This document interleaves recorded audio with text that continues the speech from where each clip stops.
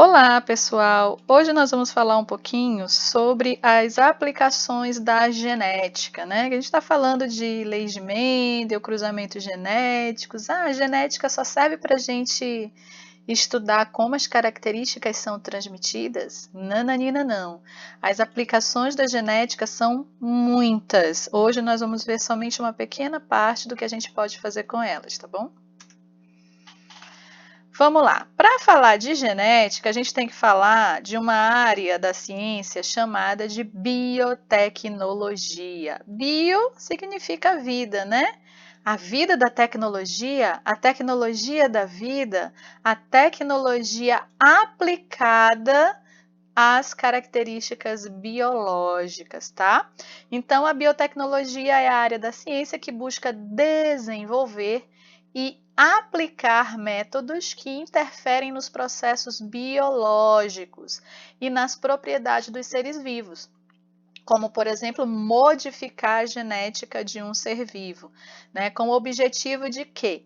De solucionar problemas ou criar produtos com finalidades específicas, né? Ou seja, a biotecnologia ela manipula, né, as características biológicas, né, dos seres vivos para a gente poder criar alguns produtos que irão beneficiar a comunidade ou então solucionar problemas. Que tipo de problemas? Verificação de paternidade ou então o rastreamento de possíveis doenças genéticas, né? E aí, se eu descubro que eu tenho uma doença genética antes de eu desenvolver essa doença, eu posso vir, né, a não desenvolvê-la tomando medidas de prevenção contra ela ou até mesmo terapia gênica, né, que isso ainda está engatinhando aí nos processos tecnológicos, mas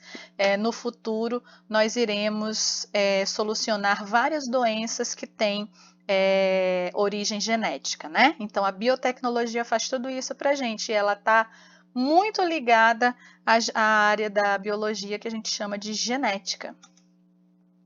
Vamos lá então a algumas aplicações da genética. Nós temos o que se chama engenharia genética. O que é a engenharia genética?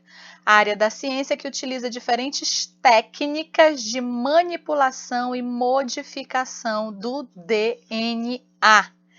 Né? Um engenheiro genético, ele não tem que fazer engenharia, né? É porque ele vai fazer essa manipulação e modificação, mudando a estrutura do DNA, por isso é chamado de engenharia genética.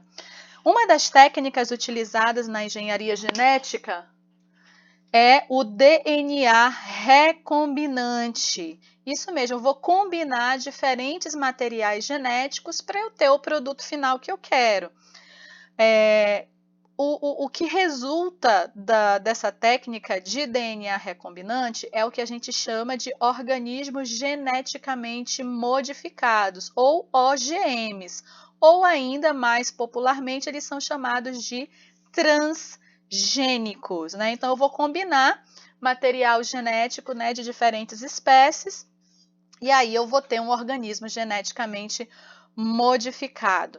E para eu produzir, né, um OGM, eu tenho que seguir o princípio da precaução, né, que são várias determinações que eu tenho que seguir, né, para manter a ética do meu estudo. Eu não posso sair misturando material genético de diversas espécies só para eu saber no que vai dar, sem nenhuma finalidade prática no final. Eu preciso de uma finalidade para criar um organismo geneticamente modificado.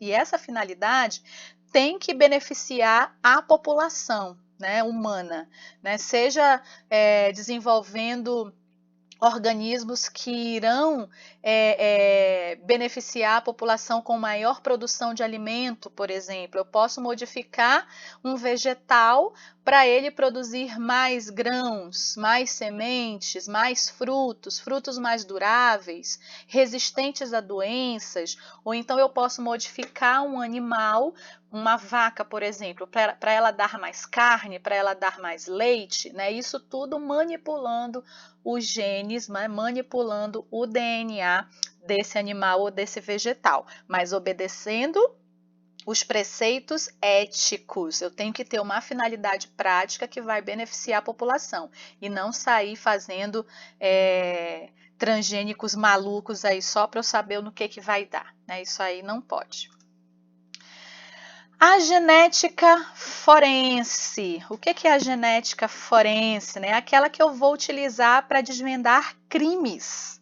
Né? A genética também está presente aí na área policial, né? Analisando lá a cena do crime, eu consigo definir hora da morte da pessoa, né? Eu vou analisar todas as provas que eu for coletar naquela cena do crime, um fio de cabelo, uma impressão digital, fluidos corporais, e aí eu vou analisar no fio de cabelo, nos fluidos corporais, né? Se tiver material genético do assassino, por exemplo, eu posso traçar o perfil genético dele e descobrir quem é, né, que matou determinada pessoa.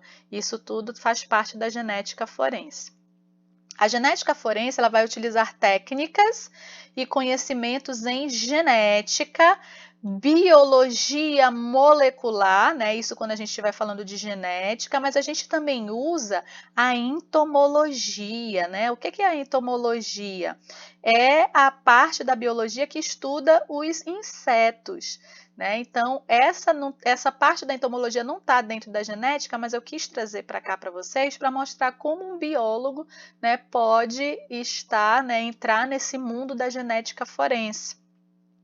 Fazendo análise lá dos insetos, eu descubro hora da morte, né, há quanto tempo a pessoa está em determinado local, se ela foi morta em um local e depois o corpo foi levado para outro local, enfim.